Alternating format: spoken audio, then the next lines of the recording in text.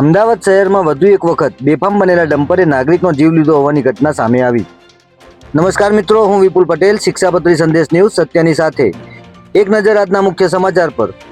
અમદાવાદ શહેરમાં વધુ એક વખત બેફામ બનેલા ડમ્પરે નાગરિકનો જીવ લીધો હોવાની ઘટના સામે આવી છે. વાડજમાં હનુમાનપુરા ગલીમાં રહેતા ધીરજભાઈ વહેલી સવારે ચા પીવા ગયા હતા અને ચા પીધા બાદ પોતાના ઘર તરફ જઈ રહ્યા હતા ત્યારે વાડજ સર્કલ પાસે પૂરપાટ આવેલા ડમ્પરે ધીરજભાઈને અડફેટે લીધા હતા.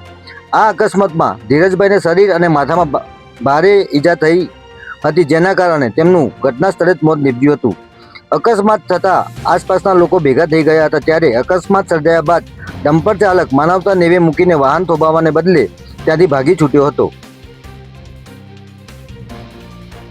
અકસ્માતને પગલે અહીં હાજર કેટલાક યુવાનોએ પોતાના ટુ વ્હીલર પર ડમ્પરનો પીછો કર્યો હતો અને ફિલ્મી દ્રશ્યોની જેમ જીવના જોખમે ડમ્પરને રોકવાનો પ્રયાસ કર્યો હતો, છતાં બેફામ ડમ્પર ચાલક પૂર ઝડપે વાહન હંકારીને ત્યાંથી ભાગી છૂટવામાં સફળ રહ્યો હતો.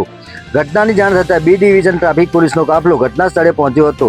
ત્યારે પોલીસ દ્વારા હાલ ગુનો નોંધવાની પ્રક્રિયા હાથ ધરવામાં આવી છે અને સીસીટીવી ફૂટેજ તેમજ ગાડીના નંબરના આધારે ફરાર ડમ્પર ચાલકને ઝડપી લેવા માટે કાર્યવાહી હાથ ધરવામાં આવી રહી છે. જય હિન્દ, જય ભારત.